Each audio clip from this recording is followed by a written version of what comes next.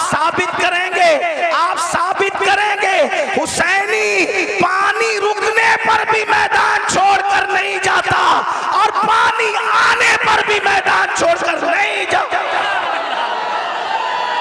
सुभान अल्लाह।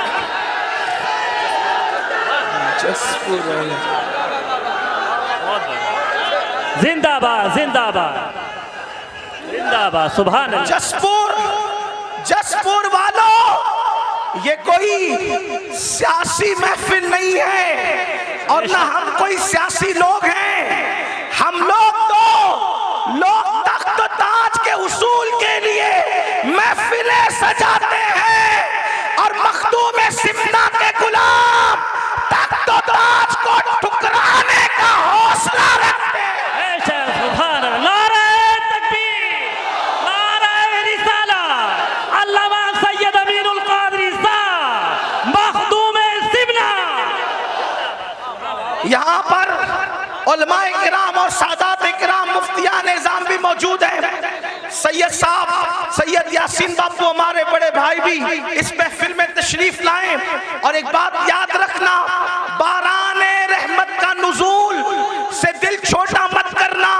बुजुर्गों ने फरमाया जब किसी नेक काम पर बारिश हो जाए समझ लो कि वो काम अल्लाह ने तुम्हारा कबूल कर लिया है।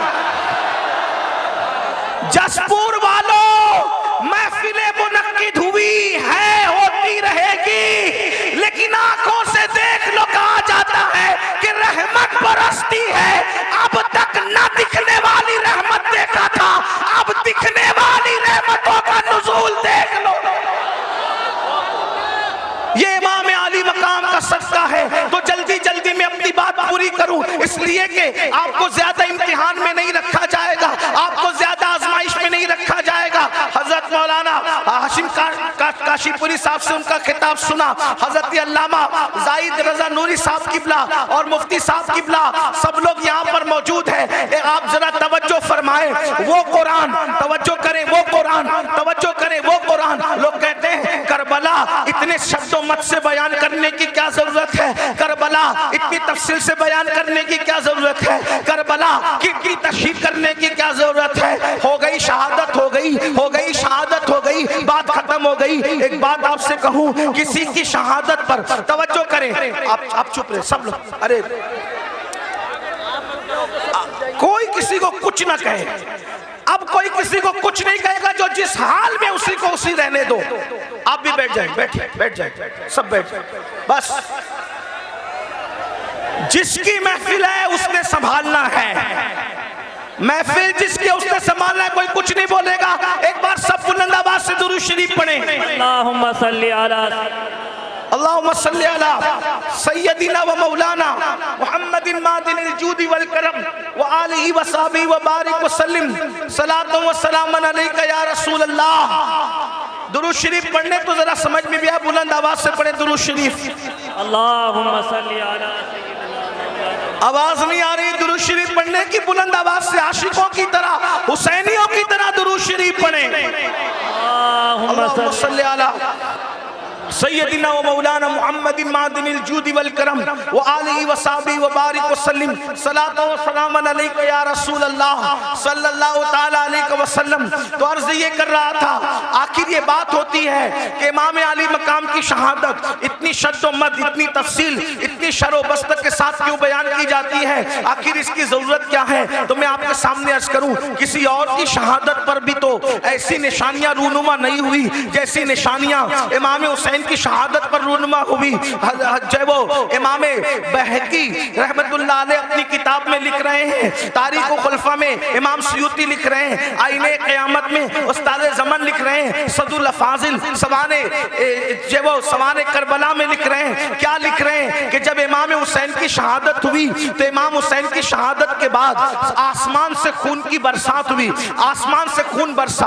आप याद रखें, तारीख में सब बड़ी बड़ी शहादतें हैं, सारी शहादतें सर आंखों पर है, लेकिन हजरत अमीर हमजा की शहादत कितनी दर्दनाक शहादत है। अमीर हमजा की शहादत पर खून की बरसात नहीं हुई, हालांकि वो बहुत बड़ी शहादत थी। इतना जरूर कह दूं, उस शहादत पर रसूलुल्लाह के आंसुओं की बरसात तो हुई है, लेकिन आसमान से खून की बरसात नहीं हुई है। अल्लाह अकबर। मेरे आका अलैहिस्सलाम के प्यारे दीवानों, इसी तरह और शहादतें देख लें, 3 दिन या 7 दिन तक आसमान से खून की बरसात होती है। अगर आप कहना चाहें तो यूं कह सकते हैं कि इमाम हुसैन की शहादत वो शहादत है जिस पर आसमान भी खून के आंसू रोया है, जिस पर आसमान भी खून के आंसू रोया है, जिस पर आसमान खून के आंसू रोए उसे इमाम हुसैन की शहादत कहते हैं। इसी तरीके से आप देखें, अल्लाह अकबर, बैतुल मुकद्दस में जहां से पत्थर उठाया जाता ताजा खून नजर आता निकलता हुआ, ये किसी और की शहादत पर ये निशानी नजर नहीं आई। मशहूर यही है कि ये इमाम हुसैन की शहादत। और भी मजीद चीजें,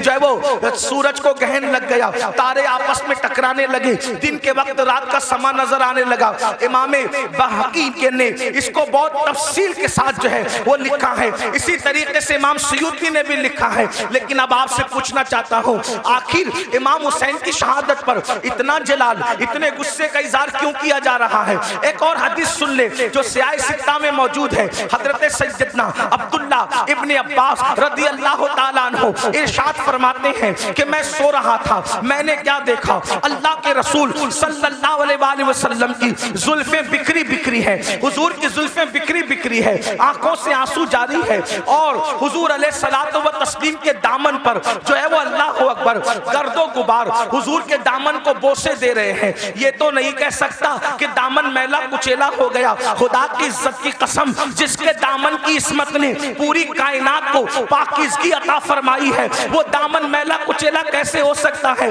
लेकिन सिर्फ सुनने वालों को पता चल जाए कि दामन की कैफियत क्या थी। अल्लाह अकबर। इब्ने अब्बास के फरमान का मफहूम है, मैंने देखा जुल्फे बिखरी है, जिसको मालूम है उसको मालूम है, जो नहीं जानता वो सुन ले। मुस्तफा जान रहमत की जुल्फे कभी नहीं बिखरा करती थी। लोग सोते हैं तो सोते में आदमी के बाल बिखर जाते हैं, लेकिन ये मेरे नबी का मोजज़ा है, सोने में भी हुजूर की जुल्फे कभी नहीं बिखरा करती थी। बहुत तफसील से मैंने इसको कई मकाम पर बयान किया। आज वक्त बचाने के लिए तफसील नहीं पेश करता, सिर्फ इतना इजमाल पेश करता हूँ।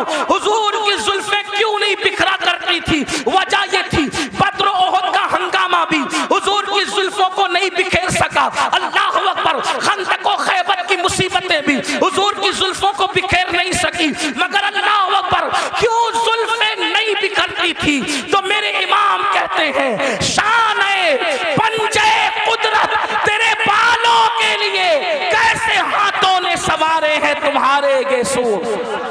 किसी के बाल माँ संवारती है, किसी के बाल बाप संवारता है, किसी के बाल भाई बहन संवारते हैं, किसी के बाल वो खुद संवारता है, लेकिन हुजूर की जुल्फे वो थी, शाने पंजे कुदरत ने उनको संवारा था, कुदरत के हाथों ने उन बालों को संवारा था। इसलिए बद्र हो, ओहद हो, खंदक हो, खैबर हो, हुजूर की जुल्फे बिखरा नहीं करती थी। मगर अल्लाह अकबर, बद्र ओहद के हंगामे, खंदक और खैबर की मुसीबतें जिस रसूल की जुल्फे को बिखेर न सकी, आज अब्दुल्ला इब्ने अब्बास कहते हैं हुजूर की जुल्फें बिखरी बिखरी है, हुजूर के दामन पर अल्लाह अकबर गर्दो गुबार बोसे दे रहे हैं, खून के छींटे हुजूर के जुब्बे पर है, हुजूर अलैहिस्सलाम की दाढ़ी आंसुओं से तर है। मैंने पूछा, अल्लाह खैर करे या रसूल अल्लाह, खुदा आपको वो दिन न दिखाए अल्लाह अकबर जिसमें आपको तकलीफ हो। या रसूल अल्लाह, आज आपकी दाढ़ी बिखरी है, आज आपकी जुल्फें बिखरी है, आज आपकी आंखों में आंसू है, आज आपके दामन पर खून के जो है वो आसार है, आपके दामन पर गर्दो गुबार है। या रसूल अल्लाह, वजह क्या है? तो हुजूर अलैहिस्सलाम के हाथ में एक बोतल थी, हुजूर ने वो बोतल दिखाई और बोतल दिखा करके फरमाया, अब्दुल्ला सुबह से लेकर अब तक मैं हुसैन के मक्तल में था, अब्दुल्ला सुबह से लेकर अब तक मैं हुसैन के मक्तल में था, हुसैन की कत्लगाह में था, हुसैन और उसके साथियों का खून उठा उठा करके इस शीशी में, इस बोतल में जमा कर रहा था। अब्दुल्ला इब्ने अब्बास कहते हैं, जब मैं ख्वाब से बेदार हुआ तो मैंने दिन तारीख को नोट कर लिया, और जब इमाम हुसैन की शहादत की खबर आई तब पता चला कि जिस वक्त मैं ख्वाब देख रहा था उसी वक्त इमाम अली मकाम की शहादत हुई थी। ऐसा ही ख्वाब सैयदा उम्मुल मोमिनीन उम्मे सलमा भी बयान करती है। मेरे आका अलैहिस्सलाम के दीवानों, क्या किसी की शहादत के मौके पर हुजूर इस तरह खून समेटते नजर आए? क्या किसी की शहादत के मौके पर इस तरह जुल्फें बिखरती नजर आई? किसी की शहादत के मौके पर इस तरह दाढ़ी बिखरती नजर आई? ऐसा क्यों हुआ? और याद रखना, फिर शहादत गाह भी घर के करीब नहीं है, शहादत गाह भी घर के करीब नहीं है, बहुत दूर लाया जाता है, मैदान में ठहराया जाता है। 22,000 के लश्कर को 72 से मुकाबला करवाया जाता है और 3 दिन भूखा प्यासा रख करके दर्दनाक अंदाज में शहादत होती है। वजह क्या थी? मैं फलसफे शहादत नहीं बयान कर रहा हूँ, सिर्फ अपने जवानों की तवज्जो चाहता हूँ। करबला सुनने के लिए आने वालों, करबला की दास्तान सुनने के लिए आने वालों, इमाम हुसैन का पैगाम सुनने के लिए आने वालों, मुझे बताओ कोई ये कह सकता था कुरान और अहले बैत को आका ने छोड़ा है तो कुरान तो मुझे पढ़ना नहीं आता? तो गोया के बताया जा रहा है जिसको कुरान पढ़ना नहीं आता, जो कुरान नहीं जानता, वो करबला में किरदार हुसैन देख ले, उसको समझ में आएगा कि कुरान का तर्जुमा क्या है। कुरान ताकों में रखा जाता है, हुसैन को कंधों पे बिठाया जाता है, कुरान नमाज में पढ़ा जाता है, लेकिन हुसैन के लिए सजदे तवील कर दिए जाते हैं। कुरान मिंबर पर से उसका पैगाम पहुंचाया जाता है, हुसैन के लिए मिंबर छोड़ के जमीन पे आया जाता है, कुरान को सीने से लगाया जाता है, हुसैन को जबान चुसाया जाता है। गोया के कुरान को जबान पे रखा जाता है और जबान पर हुसैन को रखा जाता है। अंदाजा तो फरमाए किस तरीके से खूबसूरत अंदाज है। अल्लाह अकबर, जिस सीने में कुरान आ जाए वो सीना रोशन हो जाता है। और अल्लामा अब्दुल रहमान जामी लिखते हैं, हुसैन पाक इतने खूबसूरत थे कि रात के अंधेरे में जब गलियों में चलते थे तो चेहरे से ऐसी रोशनी निकलती थी कि उस रोशनी में लोग सफर तय करते हुए नजर आया करते थे। कुरान भी नूर है, हुसैन भी नूर है। कैसा नूर है? तो मेरे इमाम कहते तेरी नस्ल पाक में है बच्चा बच्चा नूर का, तू है आईने नूर, तेरा सब घराना नूर का। एक सीने तक मुशाबे, एक वहां से पांव तक हुस्न सिद्दैन उनके जामों में है नीमा नूर का। अब मुझे बताओ, अल्लाह के रसूल फरमा रहे हैं 2 भारी चीजें छोड़ के जा रहा हूं, इनको पकड़ना गुमराह नहीं हो सकते। एक कुरान है, दूसरी मेरी अहले बैत है। इमाम मैदान में आए और मैदान में आने के बाद वक्त का सबसे बड़ा मुजरिम, वक्त का सबसे बड़ा गुंडा, वक्त का सबसे बड़ा पलीद, वक्त का सबसे बड़ा दीन का दुश्मन यजीद पलीद लईन के सामने मुकाबले के लिए खड़े हुए। अब जरा तवज्जो करना मुसलमानों, गौर करना, मेरी कौम के जवानों गौर करना। इमाम अली मकाम अला जद्दी वाली सलाम मिशन लेकर करबला में आए। कौन सा मिशन? दीन को बचाने वाला मिशन। कौन सा मिशन? दीन के तहफ्फुज का मिशन। कौन सा मिशन? शरीयत के तहफ्फुज का मिशन। कौन सा मिशन? गलबे दीन का मिशन। अब आपसे पूछना चाहता हूं मेरे आका अलैहिस्सलातु व तस्लीम के प्यारे दीवानों, अल्लाह के रसूल फरमा रहे 2 भारी चीजें छोड़े जा रहा हूं। एक कुरान है, दूसरी मेरी अहले बैत है। और फिर अहले बैत से मोहब्बत के बारे में इतनी तालीम दी, इतनी तालीम दी, इतनी तालीम दी। फरमाया उज़क्किरुकुमुल्लाह फी अहली बैती, उज़क्किरुकुमुल्लाह फी अहली बैती। ऐ लोगों, मेरी अहले बैत के बारे में अल्लाह से डरते रहना, मेरी अहले बैत के बारे में अल्लाह से डरते रहना। अपनी गोद में अहले बैत को बिठाकर फरमाया, लोगों मैं अपनी अहले बैत तुमको बतौर अमानत सौंप करके जा रहा हूं। मेरे बाद मेरी अहले बैत के साथ तुम क्या सलूक करोगे ये मैं देखूंगा। मेरे बाद मेरी अहले बैत के बारे में मेरे नायब बनना, जैसे मैं अहले बैत से मोहब्बत करता हूं तुम भी अहले बैत से मोहब्बत करना। अब आपसे पूछना चाहता हूं, मोहब्बत अहले बैत की दावत इतनी ज्यादा क्यों दी गई? बल्कि यहां तक फरमाया खास तौर पे अहले बैत में इमाम हुसैन के बारे में, हुसैन मिन्नी व अना मिनल हुसैन, हुसैन मुझसे है, मैं हुसैन से हूं, हुसैन मेरा है, मैं हुसैन का हूं। और फिर क्या फरमाया? अहब्बल्लाहु मन अहब्ब हुसैना, कि जो मेरे हुसैन से मोहब्बत करेगा अल्लाह उससे मोहब्बत करेगा। यानी अल्लाह का महबूब बनना है तो मेरे हुसैन से मोहब्बत करो। अब आपसे पूछना चाहता हूँ, अहले बैत से मोहब्बत करने वालों, अहले बैत से प्यार करने वालों, आप मुझे बताओ, जिस चीज से जिसको मोहब्बत होती है वो उसकी नकल करता है। मिसाल के तौर पर अगर किसी बंदे को किसी आलिम से मोहब्बत है तो वो आलिम की नकल करेगा, किसी को क्रिकेटर से मोहब्बत है वो क्रिकेटर की नकल करेगा, किसी को हीरो से मोहब्बत है वो हीरो की नकल करेगा, किसी को बाप से मोहब्बत है वो बाप की नकल करेगा, किसी को माँ से मोहब्बत है वो माँ की नकल करेगा, किसी को टीचर से मोहब्बत है वो टीचर की नकल करेगा। गर्ज के मोहब्बत इंसान को नक्काल बना देती है। जो जिससे मोहब्बत करता है उसी के अंदाज में चलता है, उसी के अंदाज में बोलता है, उसी के अंदाज में सोच बनती है, उसी के अंदाज में फिक्र बनती है, उसी के अंदाज में तखज्जुलात और तसव्वुरात का माहौल क्रिएट होता है। आपसे पूछता हूँ, ऐ अहले बैत से मोहब्बत का दावा करने वालों, मेरे आका ने तो ये फरमाया, जो मेरे हुसैन से मोहब्बत करेगा वो अल्लाह का महबूब बन जाएगा। अब बताओ, मौला हुसैन से प्यार करते हो, मौला हुसैन से मोहब्बत करते हो? यकीन जाने पूरी दुनिया के अंदर इंसान इमाम अली मकाम से मोहब्बत का बड़ा दावा करता है, लेकिन एक चीज तुमसे पूछना चाहता हूँ, हजारों के इस मजमे में ऐ आशिकाने रसूल, ऐ आशिकाने हुसैन, मुझे बताओ जिस चीज से इमाम हुसैन ने नफरत की है, आखिर हमारी जिंदगी के अंदर वो चीजें क्यों नजर आती है? जिस चीज से इमाम हुसैन ने नफरत की है आज वो हमारी जिंदगी में क्यों है, वो हमारे माशरे में क्यों है, वो हमारे समाज में क्यों है? आप कहेंगे कौन सी चीज से नफरत की है और कौन सी चीज हमारे माशरे में और समाज में मौजूद है? आइए मैं आपको बताऊं, कुछ चीजें मैं गिनाता हूं, उसके बाद हम खुद ही सोचेंगे। ज्यादा देर तक आपका इम्तिहान नहीं लूंगा, लेकिन तवज्जो करना, ऐ इमाम हुसैन के नाम पर इस महफिल में आने वालों, खड़े रहकर बैठ करके तकलीफ में गुफ्तगू सुनने वालों, याद रखना, इमाम से सच्ची मोहब्बत कर लो, क्योंकि इमाम की मोहब्बत का सिला क्या है? आका इरशाद फरमाते हैं, जो मेरी अहले बैत से मोहब्बत करेगा जन्नत में जहां मैं मोहम्मद रहूंगा, अहले बैत से मोहब्बत करने वाले भी मेरे साथ रहेंगे। सुभान अल्लाह, सुभान अल्लाह। इस मोहब्बत का नाराए रिसालत, अल्लामा सैयद अमीनुल कादरी साहब शिवला, इस मोहब्बत का सिला क्या है? हुजूर के साथ जन्नत में जाओगे, लेकिन मोहब्बत करो, मोहब्बत के नाम पे चीटिंग ना करो, मोहब्बत के नाम पर हेरा फेरी ना करो, मोहब्बत के नाम पे दिखावा मत करो, मोहब्बत करो अल्लाह अल्लाह। अब देखो, मोहब्बत का तकाजा ये है, जो जिससे मोहब्बत करता है उसके तरीके पर अमल करता है, जो जिससे मोहब्बत करता है वो जिस चीज से नफरत करे उससे नफरत करता है। मिसाल के तौर पे एक हदीस में पढ़ता हूँ, देखो मोहब्बत का मफहूम समझ में आएगा। अल्लाह अकबर, मदीने मुनव्वरा की सरजमीन है, मदीने की सरजमीन पर एक शख्स अपनी ऊँटनी को पाजेब पहना करके, अपनी ऊँटनी को पाजेब पहना करके ले करके जा रहा है। पाजेब समझते हैं पैर के अंदर, बैठ जाओ आप लोग, बैठ जाओ।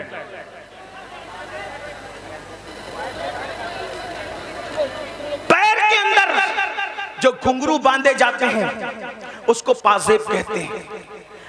पाजेब किसको पहना के ले जा रहा है? ऊँटनी को। तवज्जो करना, माएँ और बहनें भी मौजूद है, उनकी भी तवज्जो। ऊँटनी को पाजेब पहना कर ले जा रहा है, छम छम की आवाज ऊँटनी के पैर में बंधे हुए पाजेब और घुंघरू से आ रही है। उम्मुल मोमिनीन सैयदा आयशा सिद्दीका ने जैसे ही घुंघरू की और पाजेब की आवाज सुनी, फौरन कान पर हाथ रख लिए और अपनी कनीज से कहा, जाओ उस ऊँटनी वाले को मेरा नाम कहना और मेरा नाम लेकर के कहना, खबरदार ऊँटनी रोक दे। जब ऊँटनी वो रोक दे मेरे नाम से तो उससे कहना पाजेब उतार दे। और पाजेब उतारने के बाद उसको कहना, जिस आवाज को अल्लाह के रसूल ने नापसंद किया है उस आवाज को आयशा कभी पसंद नहीं कर सकती। अल्लाह अकबर। मेरी कौम के जवानों, गौर से सुनो, हदीस पर तवज्जो करो। याद रखना, आज कोई अपने आप को कुछ भी टाइटल दे दे, जमीन के अंदर जाने के बाद पोल खुलेगी कौन क्या था। जबान से बड़े बड़े दावे करने वालों, अल्लाह से डरो, अल्लाह के यहाँ अदल है, अल्लाह अल्लाह के यहाँ इंसाफ है, अल्लाह के यहाँ चेक करने का मामला है। अब आदमी अपने आप को जो चाहे कह ले। अल्लाह अकबर। ऊंट के पैर में पाजेब बंधे हैं, उन पाजेब के बारे में उम्मुल मोमिनीन ने कान पर हाथ रख लिया। कनीज जाती है, जा करके उस ऊँटनी वाले से कहती है, ए ऊँटनी वाले, ए शुतरबान, याद रख उम्मुल मोमिनीन का हुक्म है, ऊँटनी को रोक दे और पाजेब निकाल दे। अम्मा जान का हुक्म कौन टाल सकता था? उसने फौरन ऊँटनी रोक दी। ऊँटनी रोकने के बाद पाजेब निकाल दिए। निकालने के बाद आया उम्मुल मोमिनीन के पास, अम्मा जान आपने पाजेब निकालने का हुक्म दिया। उम्मुल मोमिनीन कहती है, ए शुतरबान, ए ऊँट चराने वाले, जिस आवाज को मेरे महबूब ने नापसंद किया है उस आवाज को मैं कैसे पसंद कर सकती हूँ? जो आवाज मेरे महबूब को तकलीफ पहुंचाती थी उस आवाज को मैं कैसे पसंद कर सकती हूँ? इसलिए पाजेब में घुंघरू न डाल और उसको ऊँट के पैर में न डाल। तो वो कितनी सादगी से कहता है, देखो लोग कितने सादा होते हैं, बड़ी सादगी से कहता है, अम्मा जान ये ऊँटनी तो जानवर है, जानवर को घुंघरू पहनाने पर क्या गुनाह हो सकता है? अल्लाह अकबर। तवज्जो करें, अम्मा जान ऊँटनी तो जानवर है, तो जानवर पे तो कोई शरीयत का हुक्म नहीं है, जानवर को पाजेब पहनाने पे क्या हो सकता है?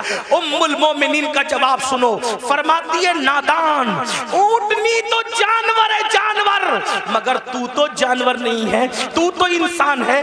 जिस चीज को हमारे महबूब ने नापसंद किया है, मोहब्बत का तकाजा है कि उस चीज को हम भी नापसंद करें। अब आपसे पूछना चाहता हूं, हुसैन के नाम पर बच्चे, जान, माल सब कुर्बान करने की बात करने वाले मेरे जवान, मुझे बता कि यजीद बांसुरी की आवाज सुनता था, यजीद ढोल की आवाज सुनता था। मौला हुसैन इस गैरत के साथ आए थे कि जो आवाज मौसीकी और म्यूजिक की मेरे नाना को नापसंद थी, यजीद प्रमोट कर रहा है। हुसैन ने उसको नापसंद करते हुए उस आवाज के खिलाफ एहतजाज रिकॉर्ड कराया, एहतजाज दर्ज कराया, घर के घर लुटाया।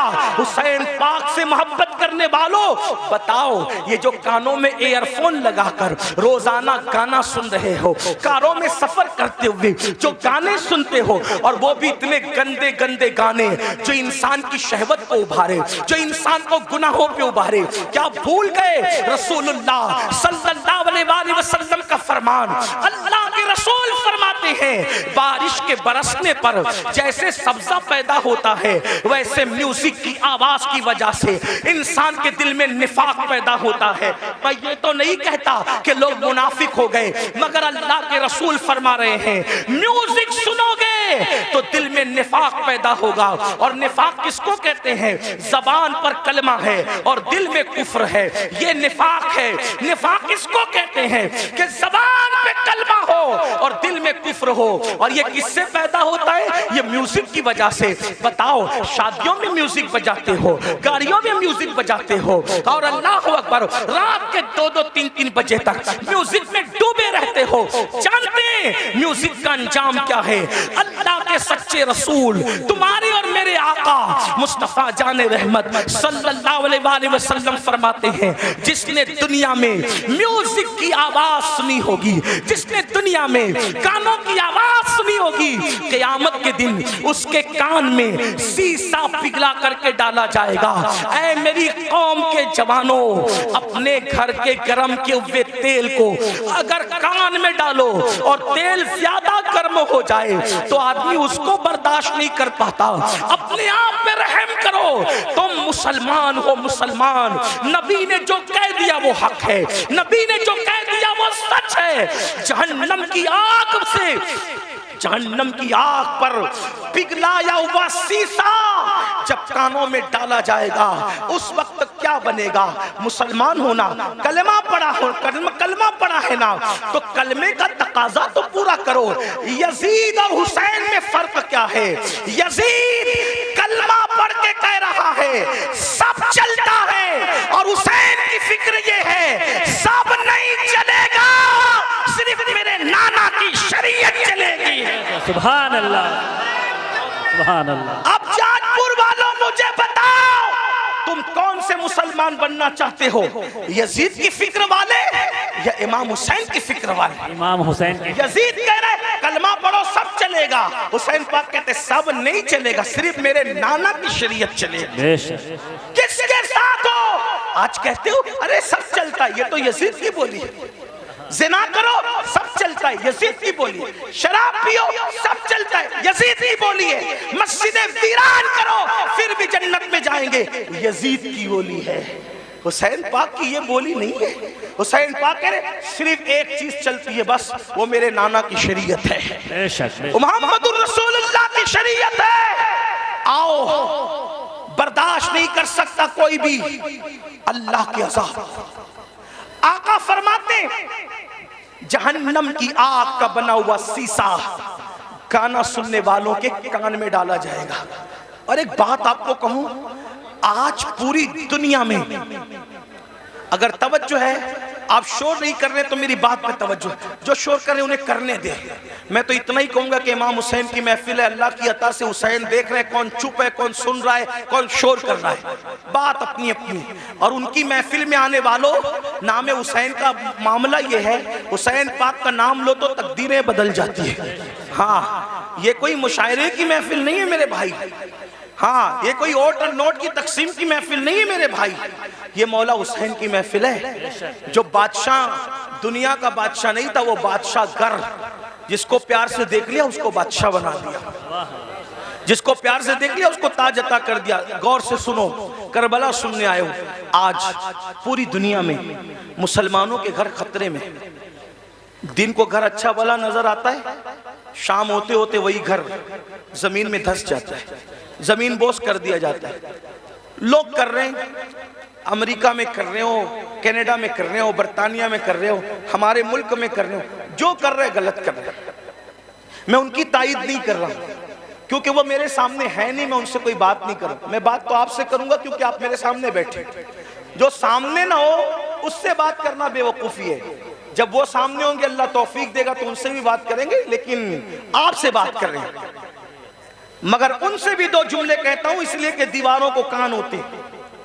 अल्लाह करे इन दीवारों के कान के जरिए किसी के कान तक बात पहुंचे। लोगों को पता होना चाहिए कि जो चूंटी का घर उजाड़े, चूंटी का, अल्लाह चूंटी का घर उजाड़ने वालों के भी घरों को वीरान कर देता है। इंसान के घरों के दुश्मन न बनो। अगर तुम किसी के नशेमन पे बिजली गिराओगे तो अल्लाह तुम्हारे नशेमन को भी खाक में मिला देगा। ताकतवर तुम नहीं हो, ताकतवर सिर्फ अल्लाह है।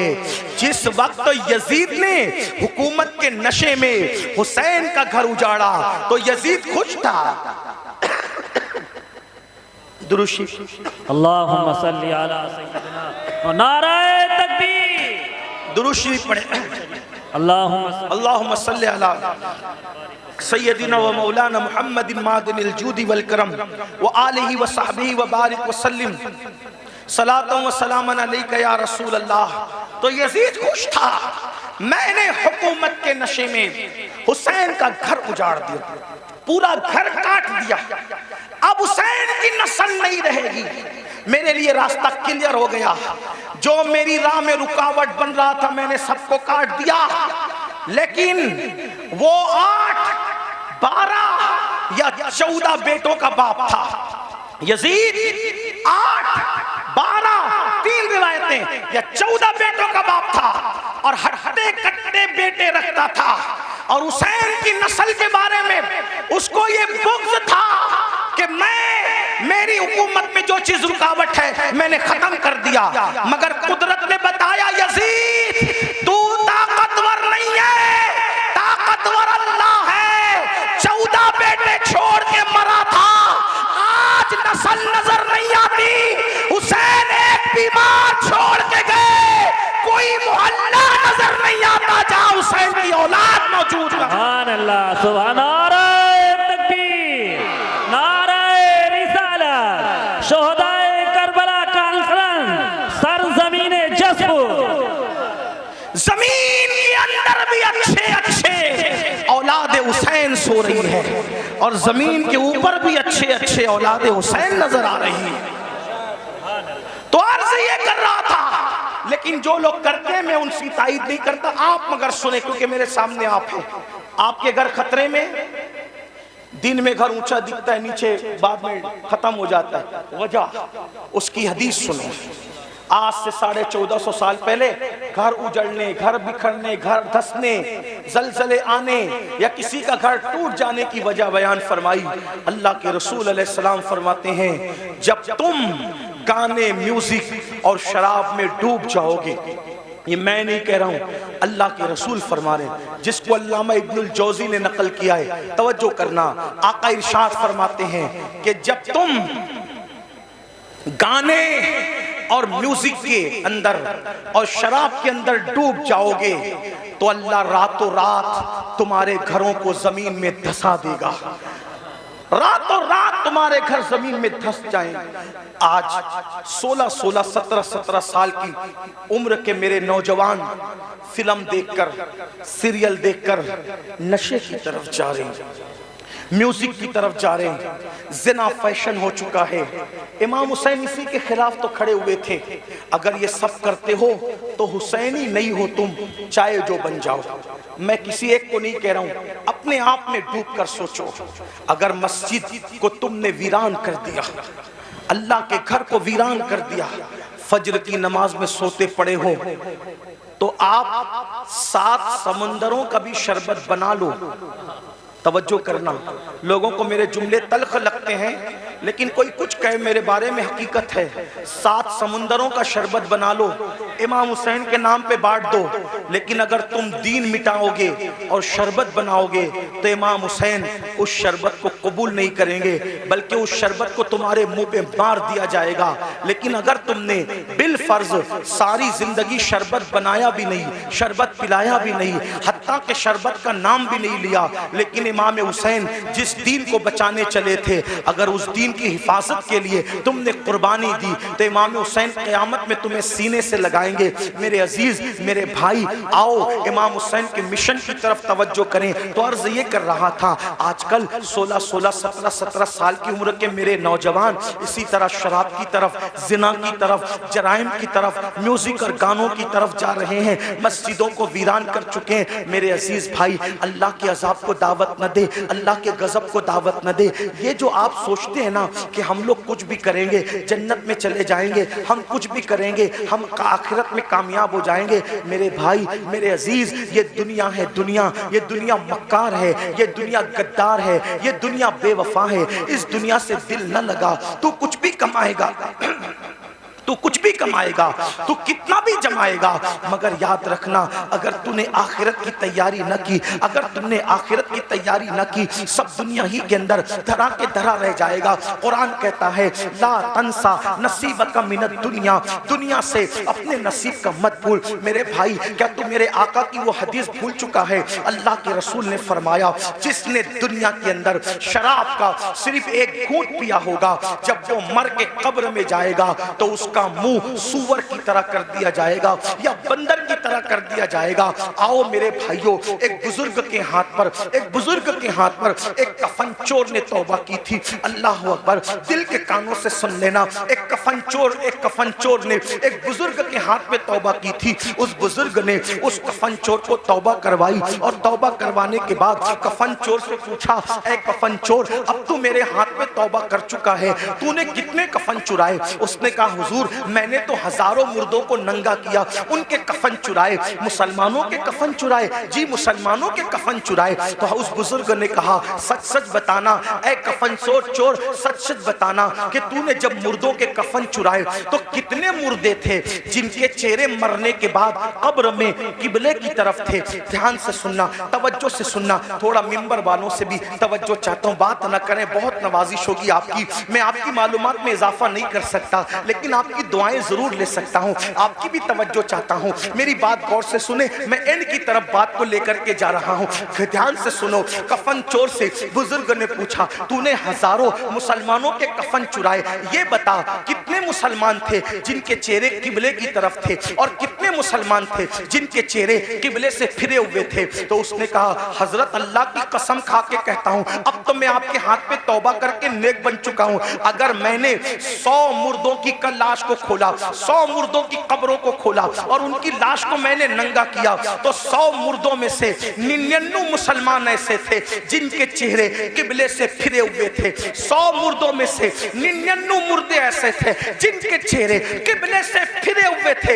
एक मुसलमान मिलता था 100 में एक जिसका चेहरा किबले की तरफ होता था। उस बुजुर्ग ने अपने पीरो मुर्शिद को खत लिखा, हुजूर ये बताएं, अल्लाह अकबर, हुजूर ये बताएं, हुजूर ये बताएं कि मरने के बाद लोगों के चेहरे कब्रों में क्यों फिर जाते हैं, कब्रों में क्यों फिर जाते हैं। बुजुर्ग ने लिखा, बेटा जो लोग दुनिया में रसूलुल्लाह की सुन्नत से मुंह फेर लेते हैं, जो लोग दुनिया में रसूलुल्लाह की सुन्नत से मुंह फेर लेते हैं, मरने के बाद उनके चेहरे किबले की तरफ नहीं होते। ऐ मेरी कौम के जवानों, क्या डर नहीं लगता, क्या कब्र में नहीं जाना, क्या अल्लाह को मुंह नहीं दिखाना। जो सुन्नत से मुंह फेर ले कब्र में उसका चेहरा किबले की तरफ नहीं होगा। हमने तो फर्ज से मुंह फेरा है, हमने तो फराइज से मुंह फेरा है। अल्लाह अकबर, नमाज छूट रही है, माथे पर शिकन तक नहीं है। अल्लाह अकबर, सूद के धंधे कर रहे हैं, हराम कारोबार कर रहे हैं, माथे पे शिकन तक नहीं है, झूठ बोल रहे हैं। ये फर्ज है झूठ से बचना, झूठ से बचना फर्ज है।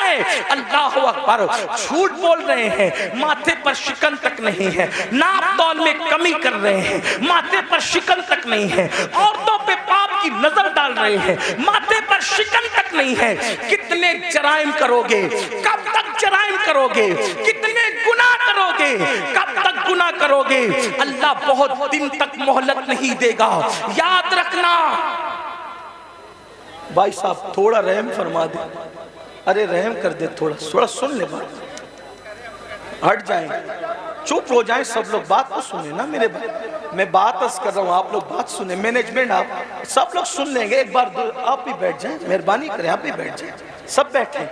ये क्या तमाशा लगा, इतनी बड़ी महफिल सजाई, इतनी अच्छी महफिल सजाई और आप लोग हैं कि कोई, भाई आप भी बैठ जाएं, अल्लाह रहम करे, आप भी बैठ, क्यों बोलते हैं, बैठ जाए, सब बैठे, अरे सब बैठे, आप भी बैठे। एक बार सब दुरूद शरीफ पढ़ें। अल्लाहुम्मा सल्ली अला सय्यिदना व मौलाना मुहम्मद। आप मत बोले भाई, किसी को मत बोले, मैं बोल रहा हूँ, आप दुरूद शरीफ पढ़ें भाई, दुरूद शरीफ पढ़ें। अल्लाहु रब्बु मुहम्मदिन सल्लल्लाहु अलैहि वसल्लम नहनु इबादु मुहम्मदिन। ये बीच में आप जब बोलते हो ना तो जहन मुंतशिर होता है, चूंकि मैं तकरीर याद करके नहीं आता। देखो जो तकरीर याद करके आते हैं ना, आप कुछ भी करें उसको डिस्टर्ब नहीं होगा, वो याद करके आप फटाफट बोलता रहेगा। लेकिन मैंने याद करके मैं कभी मैंने तकरीर कभी याद नहीं की, मैं आप की तवज्जो को देख करके फिर अल्लाह ताला जो सुझाता है वो बोलता है, तो मेरे ज़हन से बात निकलती है, फिर मैं बात आप खत्म कर देता हूँ। एक बार दुरूद शरीफ बुलंद आवाज से पढ़ लो। अल्लाहु रब्बु मुहम्मदिन सल्लल्लाहु अलैहि वसल्लम नहनु इबादु मुहम्मदिन सल्लल्लाहु अलैहि वसल्लम सलातु व सलाम अलैका या जद्दल हसन वल हुसैन। तवज्जो करें कि जब सुन्नत से कोई मुंह फेरे तो उसका चेहरा मरने के बाद किबले की तरफ नहीं होगा। अब आप क्या समझते, कहते अब मौलाना अल्लाह रहीम है, अल्लाह करीम है, सत्तार है, गफ्फार है। अरे ये बात मौलाना को आपसे ज्यादा समझती है कि अल्लाह रहीम है, करीम है, सत्तार है, गफ्फार है। लेकिन आपको पूछना चाहता हूँ, आप मुझे बताएं कि आप और हम अगर जराइम करें तो अल्लाह गैरत वाला, वो रहम वाला है, तो वो गैरत वाला भी है मेरे भाई। उसकी गैरत की तरफ तवज्जो क्यों नहीं करते? सिर्फ सुन्नत छोड़ने पर जब वो मुंह किबले की तरफ रखना गवारा न करे तो वो जन्नत के अंदर कैसे दाखिल करेगा? उसकी खुफिया तदबीर से डरो कि दुनिया में पहली और आखिरी बार आए हो। सय्यदिना मौलाना मुहम्मदिन मादिनिल जूदी वल करम व आलिहि व साहबी व बारिक व सल्लिम सलातन व सलामन अलैका या जद्दल हसन वल हुसैन। तो जल्दी जल्दी बात पूरी कर दूं कि जब इंसान सुन्नत से मुंह फेर ले तो अल्लाह तबारक व तआला उसका मुंह काबे की तरफ रखना गवारा नहीं करता। काबे की तरफ मुंह रखना गवारा नहीं करता, अल्लाह जन्नत में उसको कैसे डालेगा?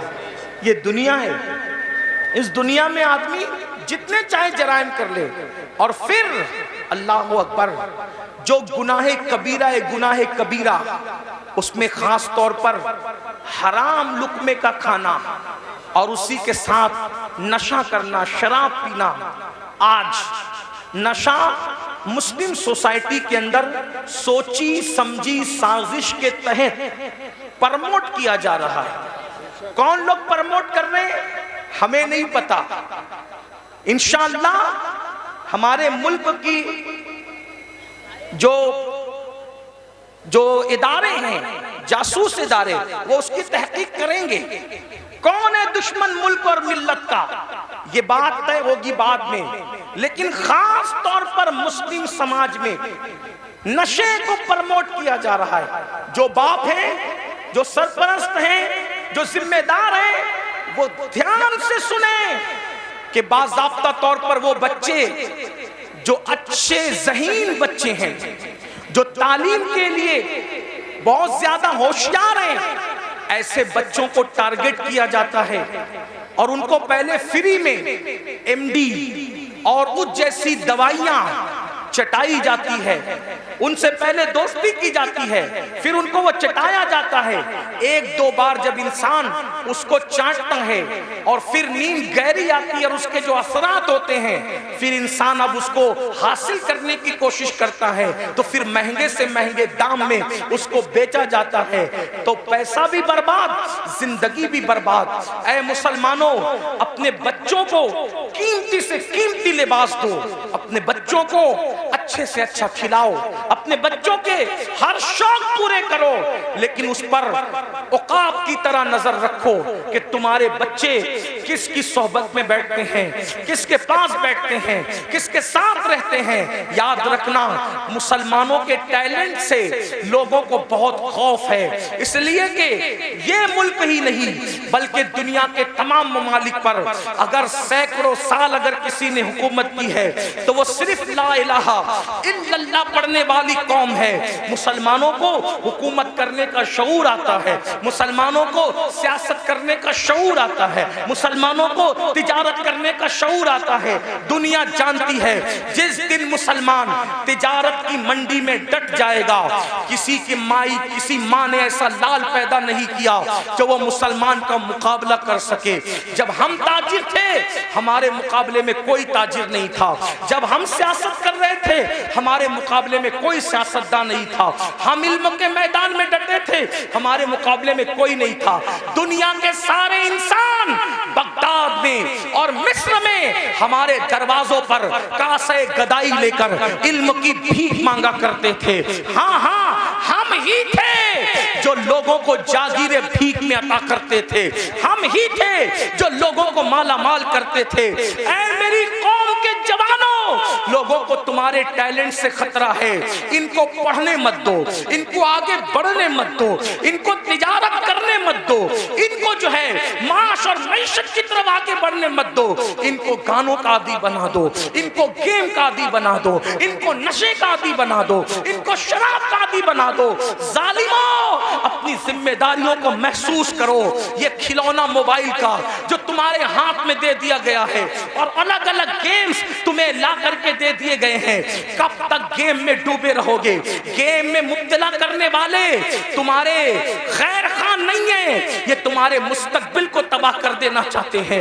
नशे में डुबाने वाले तुम्हारे खैर खान नहीं है, ये तुम्हारे मुस्तकबिल को बर्बाद कर देना चाहते हैं। ऐ मेरी कौम के जवानों, हम गेम खेलने वाले लोग नहीं हैं, हम गेम खेलने वाले लोग नहीं हैं, हम तो नाखूने तदबीर से उम्मत की बिखरी हुई जुल्फों को संवारने वाले लोग हैं, हम तो कौमों के मुस्तकबिल को ताबनाक बनाने वाले लोग हैं। नौजवान किसी कौम का सरमाया होता है, अगर नशा करोगे खुद की फिक्र नहीं होगी, माँ बाप की फिक्र क्या करोगे? नशा करोगे खुद की फिक्र नहीं होगी, औलाद की फिक्र क्या करोगे? नशा करोगे खुद की फिक्र नहीं होगी, अपनी कौम की फिक्र क्या करोगे? मुसलमान नौजवानों, हमारा जवान खुद भी बढ़ने वाला है, कौम को भी आगे बढ़ाने वाला है। फिक्र करो, अपनी कौम को आगे बढ़ाओ। जानते हैं, जब तक नशा हमारे समाज में नहीं था, कौम इतनी गरीब नहीं थी। आज एक सर्वे बताऊं, पूरे हिंदुस्तान में मैं हुजूर अलैहिस्सलाम की नालैन के सदके जाता हूं, अमीरों के यहां भी रुकता हूं, गरीबों से भी मेरे ताल्लुकात है। आपको बताऊं, आज हर बाप की शिकायत यह है कि बूढ़ा बाप कमा रहा है, जवान लड़के नहीं कमा रहे। जवान लड़के फजूल घूमते हैं, टी शर्ट पहन लिया, जींस पहन लिया, अच्छी बाइक पर, नंगा नवाब, किले पे घर, यानी उसके जैसा कोई नहीं। मुसलमानों, अपने बूढ़े बाप पे बोझ मत बनो। गेम की वजह से, नशे की वजह से, फजूल दोस्तों की वजह से जो जवान अपने माँ बाप पे बोझ है, उसका तो कोई शुमार ही नहीं। अगर नफली नमाजें भी तुम्हें अपने माँ बाप पे बोझ बना दे, इस्लाम उसको भी पसंद नहीं करता। मैं जिम्मेदारी से अर्ज करता हूँ, हालांकि नमाज मेरा टॉपिक है, मैं जब भी किसी जगह गुफ्तगू करता हूँ बगैर नमाज की फजीलत के मैं उन्वान मुकम्मल नहीं करता, मैंने अपने ऊपर लाजिम कर रखा है। लेकिन एक बात कहूँ, फारूक आजम के दौर में एक जवान था जो रात दिन मस्जिद में पड़ा रहता था, वो फारूक आजम थे। फारूक आजम थे, किसी की रियायत कभी नहीं की।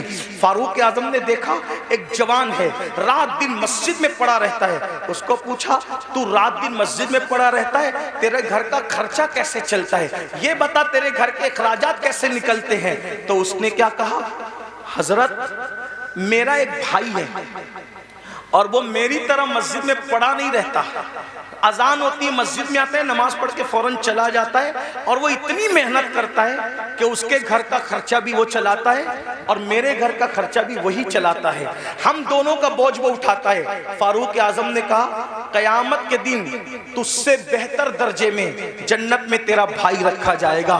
क्यों? क्योंकि तू नफिल पढ़ के उस पे बोझ बना हुआ है और वो नफिल न पढ़ के तेरा बोझ उठाने वाला बना हुआ है।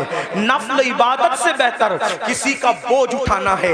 आप ये बात समझें मुसलमानों, मेरी कौम के जवानों, मेरी कौम के जवानों, हमारे प्यारे मुल्क भारत में 60% से ज्यादा जवान है। जवान यानी पूरी दुनिया में अगर सबसे ज्यादा जवान किसी मुल्क में मौजूद है वो हमारे हिंदुस्तान में है। इसीलिए आप पूरे जलसे को काउंट कर लें, मेरी बात पे यकीन नहीं आता, आपको 90% जवान न नजर आए तो देख लेना, आप देखिए तो आप सब जवान हो, सब के सब जवान हो।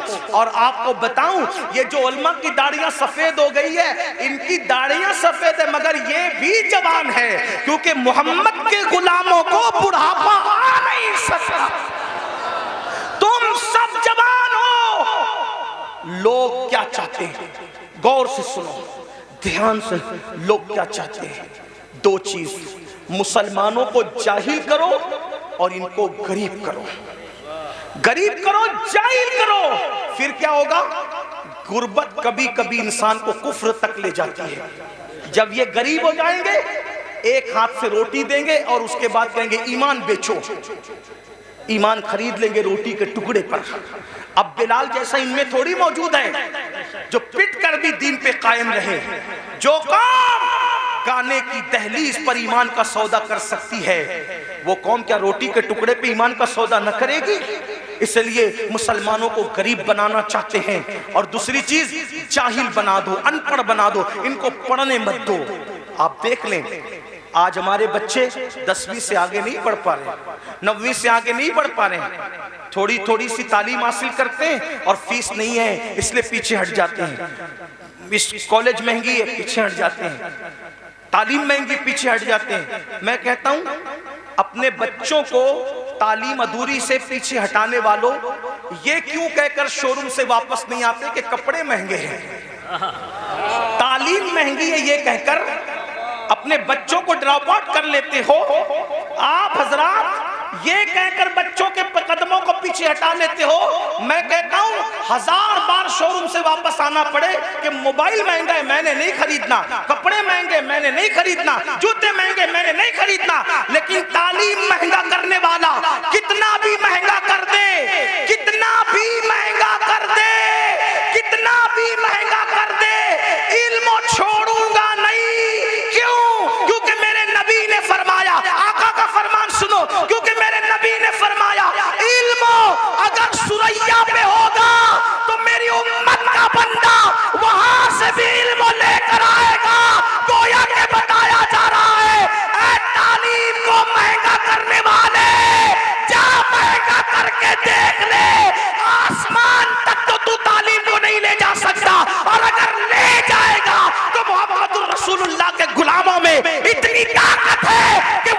से भी हम जाकर के इल्म को ले आएंगे।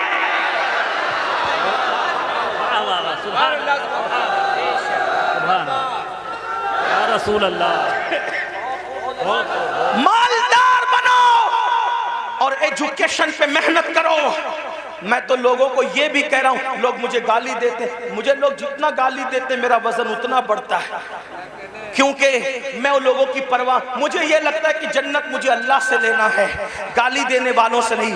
मैं लोगों को ये भी कहता हूँ, बड़े गुंबद और बड़े मीनार बनाने की बजाय बड़े इंसान बनाओ, क्योंकि कोई गुंबद अपने जैसा गुंबद नहीं बना सकता, कोई मीनार अपने जैसा मीनार नहीं बना सकता, लेकिन अगर एक अच्छा इंसान बना दोगे तो एक अच्छा इंसान अपने जैसे सैकड़ों अच्छे इंसान बना देगा। यही तो बात थी ना, रसूलुल्लाह ने हुसैन को अच्छा बनाया था। एक हुसैन ने दुनिया में करोड़ों हुसैनी पैदा कर दिए। एक चिराग से कितने चिराग बने। सिद्दीक अकबर जैसा अच्छा इंसान बनाया, फारूक आजम जैसा अच्छा इंसान बनाया, उस्मान गनी जैसा अच्छा इंसान बनाया, मौला अली जैसा अच्छा इंसान बनाया, अशरे मुबश्शरा जैसा अच्छा इंसान बनाया। इन अच्छों ने, इन चंद अच्छों ने कितने अच्छे अच्छे पैदा कर दिए कि वो दीन के मुहाफिज हो गए। तो मेरी गुजारिश है, देखो एक ताजमहल बनाया शाहजहां ने, लेकिन वो ताजमहल बनने को सदियां बीत गई, उस ताजमहल ने दूसरा ताजमहल तैयार नहीं किया। लेकिन आपको बताऊं, आले रसूल अहमदी ने एक अहमद रजा पर नजर डाल करके अच्छा बनाया, तो उस अहमद रजा ने कितने अच्छे दिए। सदरुल शरिया जैसा अच्छा वहीं से मिलता है, शेरपेश अहले सुन्नत जैसा वहीं से मिलता है, जफरुद्दीन बिहारी जैसा वहीं से मिलता है, अल्लाह मुहद्दिस आजम जैसा वहीं से मिलता है, मुफ्ती आजम जैसा वहीं से मिलता है, हुज्जतुल इस्लाम जैसा वहीं से मिलता है। तो पता क्या चला, अच्छे इंसान बनाने पे तवज्जो दो, इसलिए कि इमारतें खंडर बन सकती है, इंसानों को खंडरात में तब्दील नहीं किया जा सकता। इसलिए अपने बच्चों को अच्छा बनाओ। आज गुर्बत और जिहालत हम पे मुसल्लत इसलिए की जा रही है ताकि आपका ईमान ले, आपकी आबरू ले। आज अगर हमारी बच्चियां किसी का हाथ पकड़ कर जा रही है, इसमें 90% गुर्बत का अमल दखल है, गुर्बत का अमल दखल है। गरीबी आदमी को कुफ्र तक ले जाती है। लेकिन एक बात बताऊं, गुर्बत से ज्यादा तरबियत न करने का अमल दखल है, क्योंकि गुर्बत कितनी भी हो, तरबियत अगर होगी तो फिर कोई कुछ छीन नहीं सकता। उलमा तो कह रहे बहुत कहूं, लेकिन मैं आखिरी बात कह देता हूं, गुर्बत से ज्यादा तरबियत की कमी है। आखिरी बात, जो बच्चियां जा रही, हालांकि एक बात आपसे कह दूं, इतने हजारों के मजमे में अपने जलसे में ये मत कहो कि इतने लाख चली गई, उतनी हजार चली गई। मैं बार बार कह रहा हूं, इसको मत कहो, क्योंकि ये नफ्सियाती तौर पे दुश्मन हमें मुतासिर करना चाहता है। कोई जरूरत नहीं हमें कहने की इतनी लाख, हमारे पास सबूत क्या है, इतनी लाख गई, उतनी लाख गई। तो कहते हैं मीडिया ने कहा, हम कहते हैं मीडिया अगर कह दे कि चांद दिखा तो हम मीडिया का चांद नहीं मानते। जिसके कहने पे चांद का आना नहीं मानते, उसके कहने पे बेटियों का जाना कैसे मान सकते हैं? इसलिए नहीं मानने का, नफ्सियाती तौर पे मुतासिर नहीं होने का। गई है, इनकार नहीं, चंद गई है, उंगलियों पे गिन लो कौन गई है, जिनकी तरबियत नहीं हुई। वरना जिनकी तरबियत हुई है वो आज भी गुर्बत के बावजूद चक्की पीस रही है, चरखा चला रही है, बर्तन धो रही है एक दूसरों के यहाँ जाके, मगर उसकी गैरत का कोई सौदा नहीं कर पा रहा है। हाँ, दामन तवक्कुल की ये शान होती है, पेवन तो लगे होते, गुनाह के धब्बे नहीं होते। हाँ, हमारी कौम की बेटियों के दामन पर पेवन तो हैं, लेकिन गुनाह के धब्बे नहीं है। आज भी हमारी कौम की बेटियां इतनी पारसा और बागैरत है। मैं तो लोगों को कहता हूं, जितनी हमारी बेटियां पारसा है, आज उतनी किसी की माँ में भी पारसाई नहीं है। हमारी बेटियों की तरह औरों में पारसाई नहीं है, लेकिन तरबियत का फुकदान है। जो बाप अपनी बेटी को बाजू में बिठा करके ज़िना का सीरियल देखे, जो बाप अपनी बेटी को बाजू में बिठाकर ज़िना का सीरियल देखे, उसकी बेटी भागेगी नहीं तो क्या होगा। जो भाई अपनी बहन के साथ गेम खेले, उसकी बहन और का हाथ ना पकड़ेगी तो क्या होगा? तरबियत करो। कैसी तरबियत? सीरियल दिखाकर नहीं, फिल्में दिखाकर नहीं। अगर तरबियत करना है ऐसे करो जैसे सैयदा फातिमतुज़ ज़हरा की गई, जैसे खदीजतुल कुबरा ने जिंदगी गुजारी, जैसे अम्मा आयशा ने जिंदगी गुजारी, जैसे इमाम हुसैन ने अपने घर वालों की तरबियत की। उस पर एक आखिरी बात सुनने सबकी तवज्जो चाहता हूँ, खास तौर पे बहनों की। तरबियत हो, गुर्बत कुछ नहीं बिगाड़ती। तरबियत हो, गुर्बत कुछ नहीं बिगाड़ती। आइए, उससे बड़ी गुर्बत किसकी होगी? जो करबला में अहलुल बैत को थी, नबी के खानदान को थी। अल्लाह अकबर। आइए, उस गुर्बत की हल्की सी अक्कासी करता हूँ। उस गुर्बत को देखना है, उस शामे गरीबा को देखो। अल्लाह अकबर। आए थे तो खैमे के अंदर नौजवानों की कसरत थी, खैमे गजगजा रहे थे नौजवानों से। अल्लाह अकबर। लेकिन जब जा रही है सैयदा ज़ैनब पाक करबला आई थी तो दर्जनों जवान थे घर में और खैमे गजगजा रहे थे कड़ियल जवानों की जवानी से। अली अकबर जैसा हम शबी रसूल शहजादा मौजूद है, हजरत कासिम जैसा शहजादा मौजूद है, हजरत अब्दुल्ला इब्ने अली, हजरत अब्बास काजी अब्बास अलमदार जैसा भाई मौजूद है, गरज के खानदान के कड़ियल जवान मौजूद है। लेकिन ज़ैनब सब कुछ लुटाकर करबला से जा रही है। किस शान से जा रही है? अल्लाह अकबर। सब शहीदों के सर काट लिए गए हैं, सब शहीदों के सर काट लिए गए हैं, सब शहीदों के सर काट लिए गए हैं, सर काट कर नेज़ों पे उठाए गए हैं और एक एक लाश पर 10 घोड़े मुतय्यन किए गए हैं। अल्लाह अकबर। वो सीना जिसको रसूलुल्लाह हाथ मलमल के सूंघा करते थे, वो सीना जिसको अपने सीने से लगा करके हुजूर अपनी जबान चुसाया करते थे और कभी मौला हुसैन की जबान चूसते थे। आज अल्लाह अकबर उस सीने पर से कपड़ा हटा करके, बल्कि उस सीने पर रखे हुए कपड़े निकाल करके इमाम अली मकाम के जिस्म और शहीदों के जिस्म से कपड़े भी निकाल लिए गए और कपड़े निकाल करके एक एक लाश को 10 घोड़ों से कुचल दिया गया।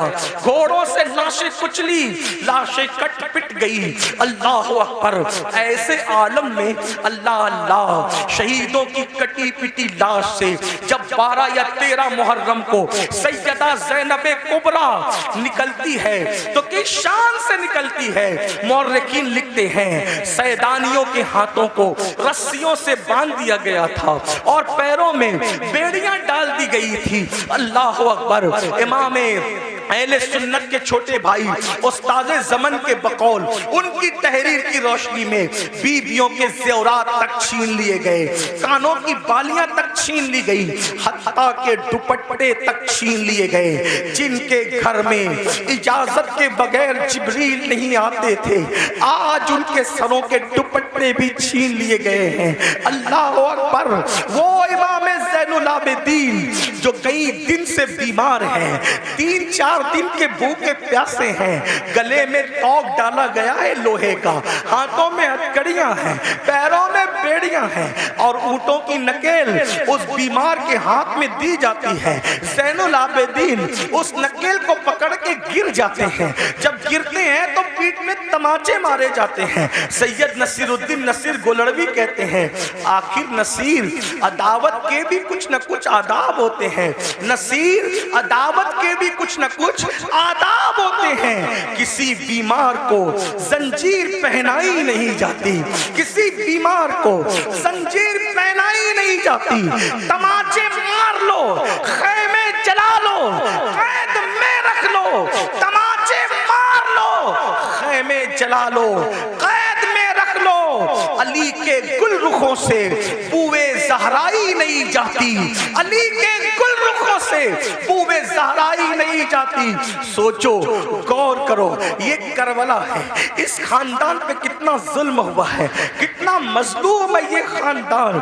जब कटी पिटी लाशों से ये सैदानियों का अल्लाह अकबर लुटा पिटा काफिला जब जाने लगा तो सैयदा ज़ैनब ने कहा, नाना जान आप पर अल्लाह के फरिश्तों की दुरूदें हो, उस हुसैन को देखो जिसके लिए आप सजदे तवील करते थे, जिसके लिए आप सीने पे चढ़ाते थे, जिसे कंधों पे उठाते थे। आज उसकी कटी पिटी लाश को कफन तक मयस्सर नहीं है, उस पे खाक उड़ रही है। जब आपने रोया, आपके रोने को देखकर अपना बेगाना सब रो पड़े। लेकिन कहना ये चाहता हूँ, ये लुटा पिटा काफिला जब कूफा गया तो एक तारीखी रिवायत के मुताबिक, तारीखी रिवायत बहुत सारी है, एक तारीखी रिवायत के मुताबिक लुटा पिटा काफिला जब कूफा में गया तो कूफा में ऐलान हो रहा था, कूफा वालों कुछ लुटेरे थे, कुछ डाकू थे, कुछ रास्ता मारने वाले थे, वो बगावत कर रहे थे, हमने उनके सर काट लिए और उनकी औरतों को हम कैदी बनाकर और बच्चों को कैदी बना के ला रहे हैं, उनका तमाशा देखो। यानी ये नहीं कहा गया आले रसूल को कैदी बना के ला रहे, क्या कहा झूठों ने, जालिमों ने, पलीदों ने कि हम डाकुओं को, लुटेरों को काट करके और उनकी बीवी बच्चों को जो वो कैदी बना के ला रहे हैं। अल्लाह अकबर, पूरा कूफा बाहर आ गया, दिल रखने जगह नहीं थी। उनकी औरतें छतों पे चढ़ गई। जब छत पे चढ़ी, कितने दिन हो गए, मेरी अपनी छोटी सी मालूमात के मुताबिक करबला वालों को भूख और प्यास से कम 6 दिन से ज्यादा हो गए थे। ज्यादा से ज्यादा 15 भी कर लें, 12 कर लें, जो आपको तहकीक करना हो करें, मैं कोई मुहक्किक नहीं, सिर्फ नसीहत की बात कर रहा हूँ। कम से कम 6 दिन हो गए थे भूखे प्यासे होने में। गुर्बत नहीं, तरबियत, गुर्बत नहीं तरबियत, गुर्बत नहीं लुटा रही हमें, पहले तरबियत का न करना लुटा रहा है। जब ये काफिला जिसमें बीबियों की चादरें छीनी गई, बीबियों को रस्सी से बांध करके नंगी पीठ पर बिठाया गया और कहा गया कि बागियों की औलादों को और बीबियों को कैदी बना के ला रहे हैं, तो कूफा की औरतें छत पे चढ़ गई थी। सैयदा ज़ैनब ने कहा, ऐ नबी की बेटियों, ऐ नबी की बहुओं, ऐ नबी की नवासियों, तुम दुपट्टे से अपना मुंह ढकती थी, अब तुम्हारे पास दुपट्टे नहीं हैं, तो अल्लाह ने तुम्हें बड़े बाल इसलिए दिया है कि अपने बड़े बालों को अपने मुंह पे डाल लो और अपने बड़े बालों से पर्दा करो।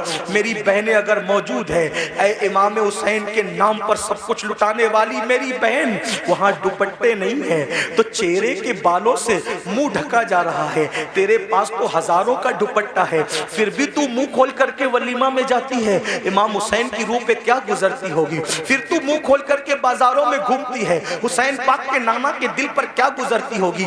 नादान मेरी बहन, यजीदियों के तीर इमाम हुसैन के जिस्म को छलनी करते थे और तुम्हारी बदअमालियां इमाम हुसैन के सीने को छलनी करती है, इमाम हुसैन के दिल को छलनी करती है। यजीदी न बनो, सच्चे हुसैनी बनो। बहरहाल चेहरे पे बाल डाल लिए गए।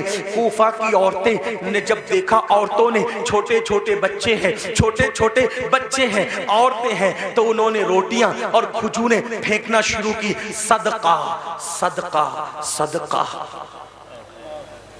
आपसे पूछता हूं, गौर करना घर जाके, गर्मी मई के महीने में अगर 16-15 घंटे का रोजा हो जाए ना, तो आदमी तस्बीह पढ़ता है लेकिन तस्बीह पे दिल नहीं लगता, दिल पूरा शरबत और पानी पे लगा रहता है।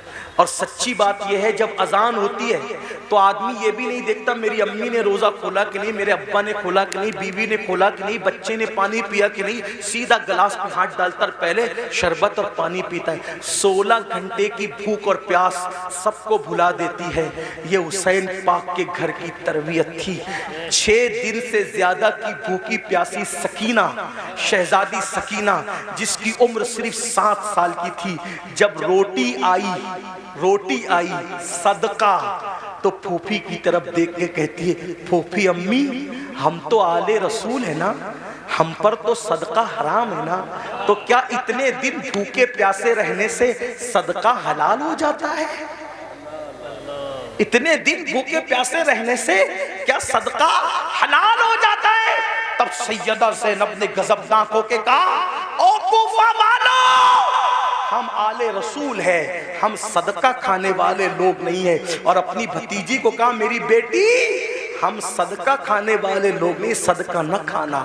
आपसे पूछना चाहता हूं, वो सदका, तवज्जो कर, वो सदका जो सिर्फ आले रसूल पे हराम है, तवज्जो, वो सदका जो सिर्फ आले रसूल पे हराम है, इतने दिन की भूख और प्यास के बाद जब उन लोगों ने वो हराम सदका नहीं खाया, तो वो सूद जो सूअर की तरह हराम है, वो सूद जो सूअर की तरह हराम है, वो शराब और नशा जो सूअर की तरह हराम है। वो लोग तैयब और ताहिर रोटियां सदके के नाम पे आए तो नहीं खाते, और तुम कैसे हुसैनी हो कि जो शराब सूद सूअर की तरह हराम है तुम उसको खा करके हुसैनी बनना चाहते हो। घर जा करके सोचो कि क्या कह रहे हो और क्या बन गए हो। अल्लाह हमें ये शऊर अता फरमाए, बदलने की तौफीक अता फरमाए, अपने आप को तब्दील करने की तौफीक अता फरमाए, और गुफ्तगू के दरमियान अगर कोई गलती हो तो अल्लाह माफ फरमाए।